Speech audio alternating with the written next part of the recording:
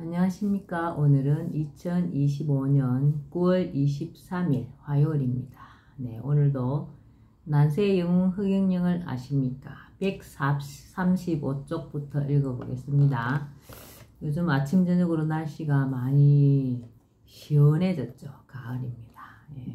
요즘 건강 더 유의하셔야 되겠습니다. 불로유 많이 드시고 건강한 나날 보내시기 바라고요. 초연하고 영롱한 눈동자, 박정희 대통령과의 만남. 1969년 10월 15일 저녁 8시. 이날은 지금도 잊히지 않을 만큼 생생하게 내 기억 속에 남아있다. 이병철 회장의 양아들이 된 이후 그분과 함께 처음으로 국가의 최고 지도자를 만난 날이기 때문이다. 그와 동시에 지난 세월 내가 공부한 모든 것이 국가의 경영에 접목되기 시작했으며 나의 사상과 철학, 신념이 세상을 향해 날아오른 날이기도 했다. 내가 양아버지와 함께 현관으로 들어서자 박정희 대통령께서 방에서 몇 발자국을 걸어나와 우리를 맞았다. 인사를 나눈 후 양아버지는 나를 만나 양아들로 삼게 된 경이 나의 자문으로 기업 경영에 많은 도움을 받고 있다는 이야기 등으로 나를 소개했다.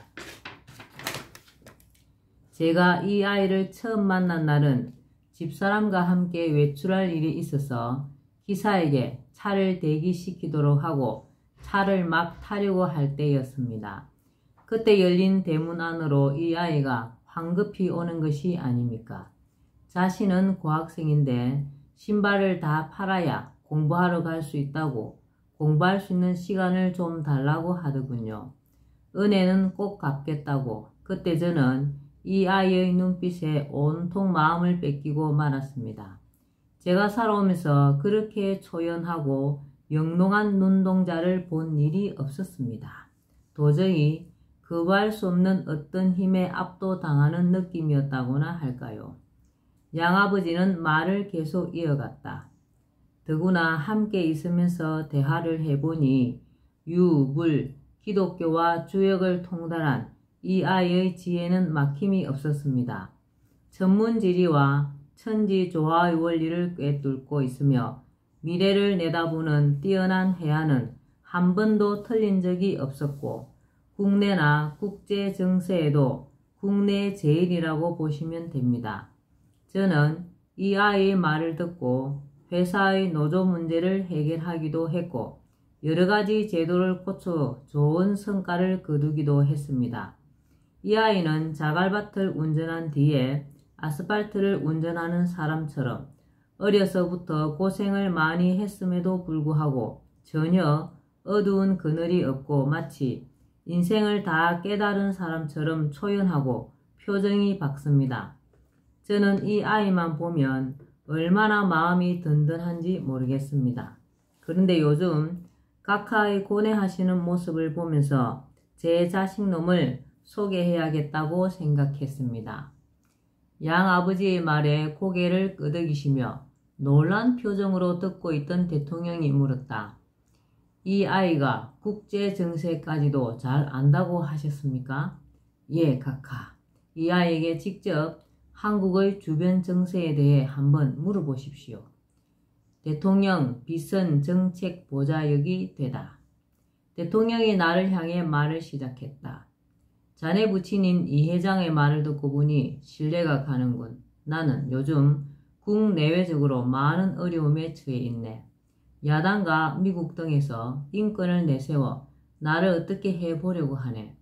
가난한 국민을 위해 마음 놓고 일해보려고 해도 나를 데려가려는 사람이 너무 많아서 언제까지 목표를 세워 일을 해야 할지 때로는 걱정이 된다네.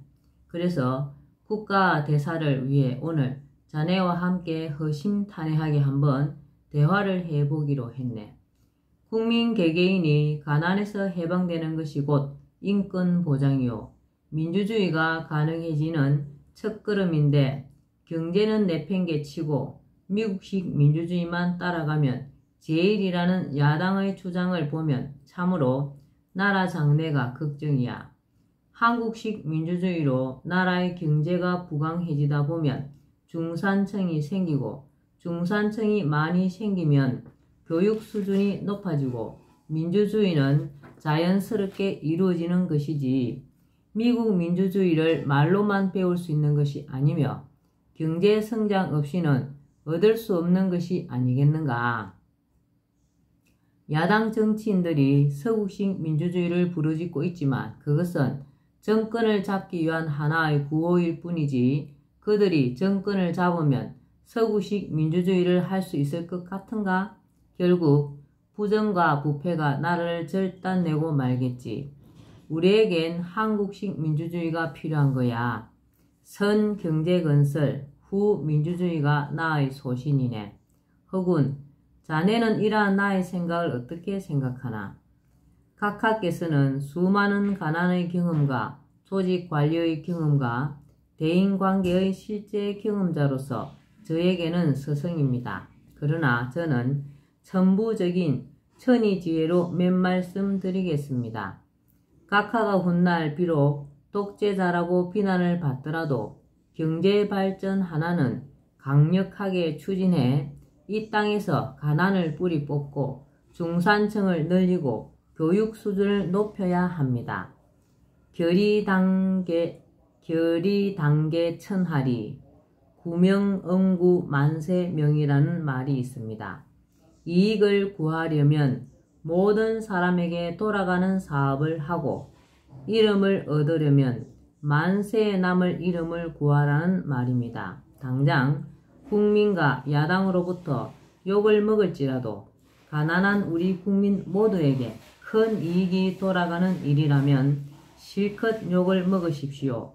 언젠가는 가난을 물리쳐서 온 국민이 잘 살게 되고 설령 독재자라고 불릴지언정 신뢰를 얻게 될 것이며 이름이 만세에 남게 될 것입니다. 나는 이어서 말했다. 대내외적으로 부딪힌다 하여 조금도 의기소침하지 마십시오.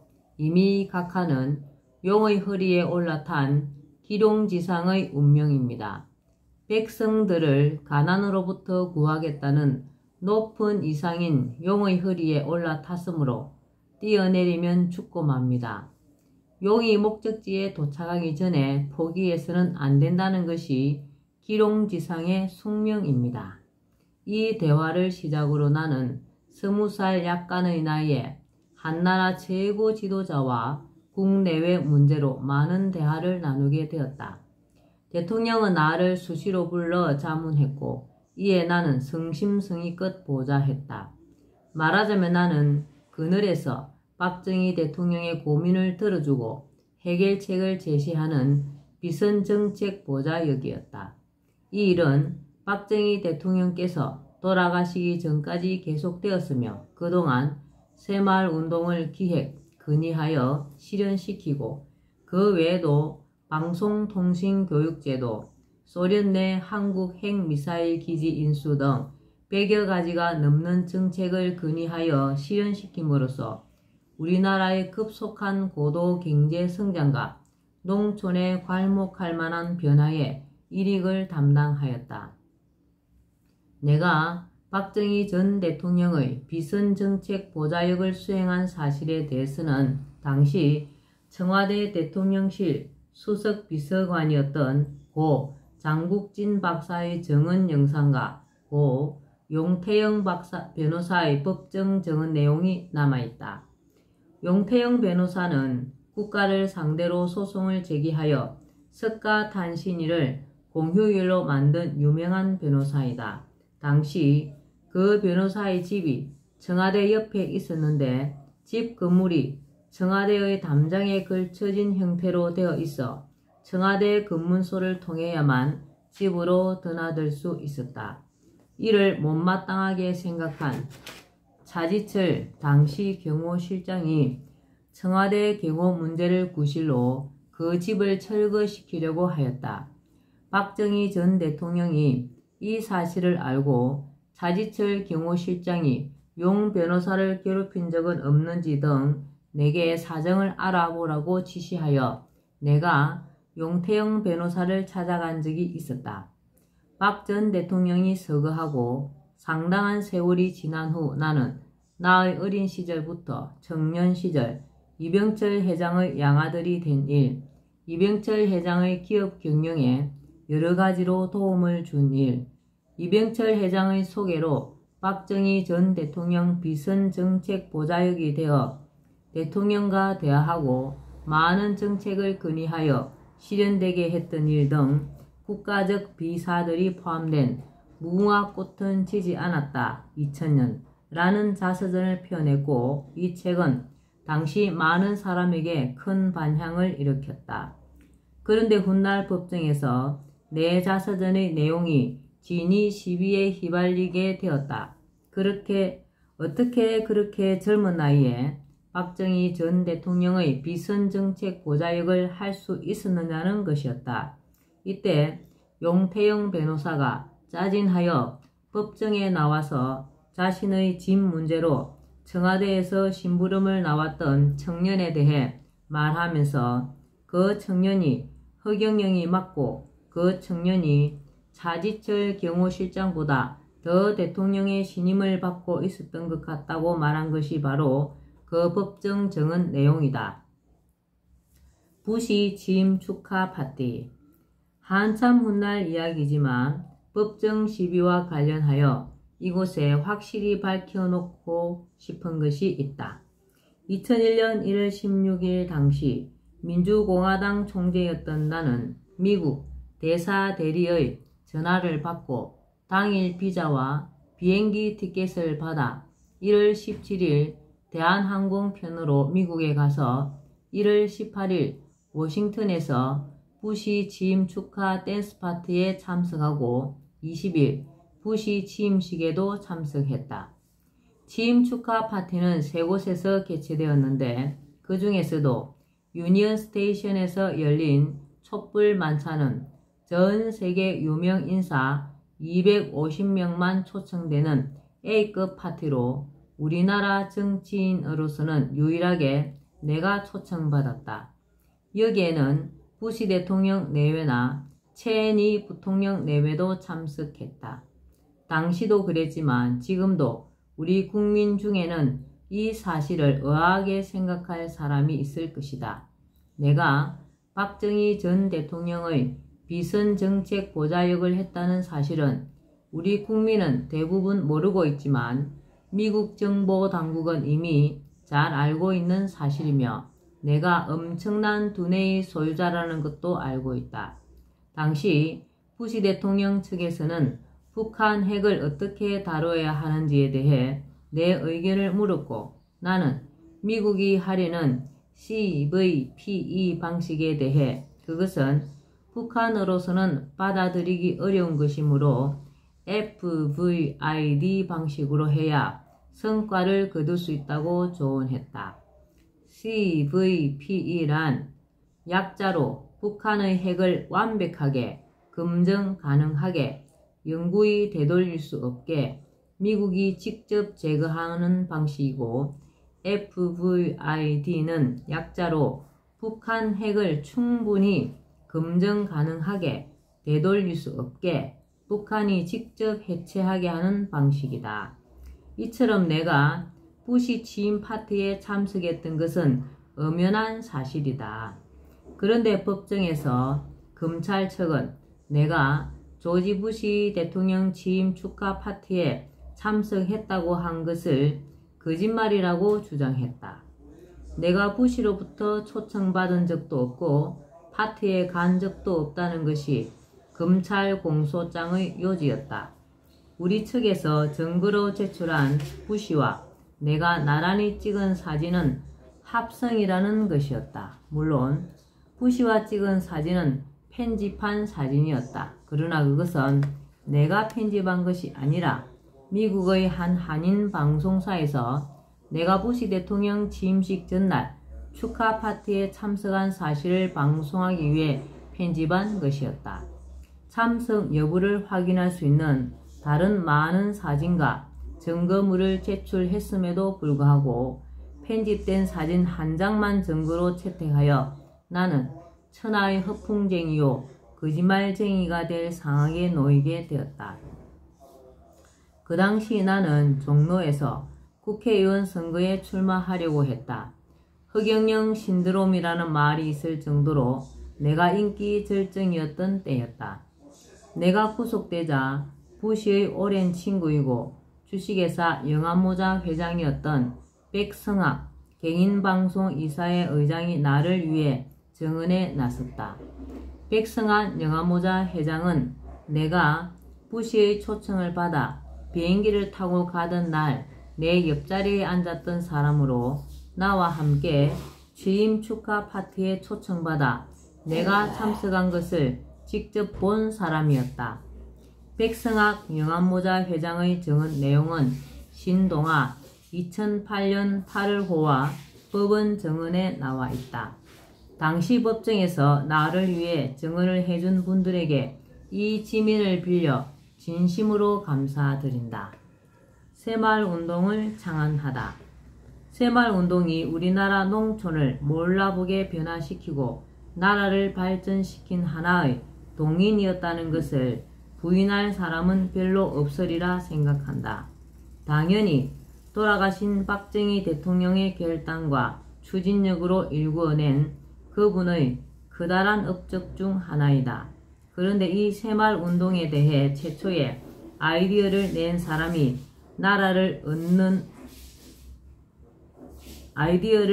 사람이 나라는 것을 아는 사람은 드물다. 경부고속도로가 완공되어 갈 무렵 시원하게 뚫린 경부고속도로의 사진을 보았는데 잘 뻗은 고속도로에 비해 주변 마을의 집들이 낡고 초라한 것이 내 눈에 들어왔다. 나는 마을을 새롭게 바꾸는 운동을 하면 좋겠다는 생각이 번쩍 떠올랐다. 그래서 며칠을 고심하며 방안을 생각했다. 그리고 직접 대통령에게 내 아이디어를 제안했다. 그러자 그분은 무릎을 치며 어떻게 그런 생각을 다 하느냐며 그걸 한번 연구해 보라고 했다. 나는 이미 생각해 둔 것이 있다며 이렇게 말했다. 마을과 마을끼리 경쟁하는 방법의 운동으로 이름은 신촌운동, 즉 새마을운동으로 지어봤습니다. 새마을운동이라 그거 좋은 이름이군. 그래, 새마을운동은 어떤 성격의 운동인가? 국민적 에너지를 결집하는 운동입니다. 지금 머리, 헤드, 손, 핸드, 심장, 하트, 건강, 헬스의 4H 운동이 있지만 그것은 도박하는 운동과 같습니다. 농촌 사람들이 노름이나 하면서 노는 사람이 너무 많습니다. 새마을운동은 우리 국민이 힘을 모아서 마을을 바꾸고 나라를 바꾸는 운동입니다. 방법적으로는 국민은 노동, 국가는 재료를 무상으로 대주고 마을과 마을끼리 경쟁하게 합니다. 북한은 천리마 운동을 하고 있지만 그것은 경쟁이 없어 성공하지 못합니다. 죽은 민물고기는 물살을 따라 떠내려가지만 살아있는 민물고기는 물살을 거슬러 올라갑니다. 지느러미와 꼬리를 쉴 새 없이 흔들어 더 좋은 환경으로 벌떡 뛰어오르는 것처럼 우리 국민도 운동하게 만들어서 낡은 초가집을 새집으로 바꾸고 마을 환경도 새롭게 하고 노름이나 하면서 게으르게 사는 낡은 정신을 새로운 정신으로 바꾸는 것입니다.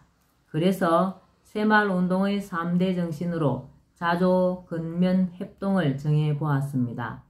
3대 정신에는 일하는 소의 쟁기를 닮은 힘력이라는 글자가 6개 들어있고 열십자가 1개 들어있습니다. 이것은 6일간은 열심히 일하고 하루는 쉰다는 의미입니다. 6개의 힘력은 에너지로 새마을 정신의 에너지, 힘을 강조했습니다. 나는 계속 말을 이어갔다. 성장주의, 복지주의, 양시주의, 총체주의는 새마을운동의 4대 이념입니다.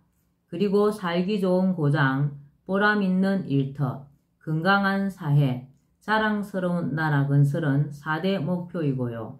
또 새마을운동은 도민양산, 즉 민주화는 잠시 숨기고 산업화를 먼저 해야 성공할 수 있습니다.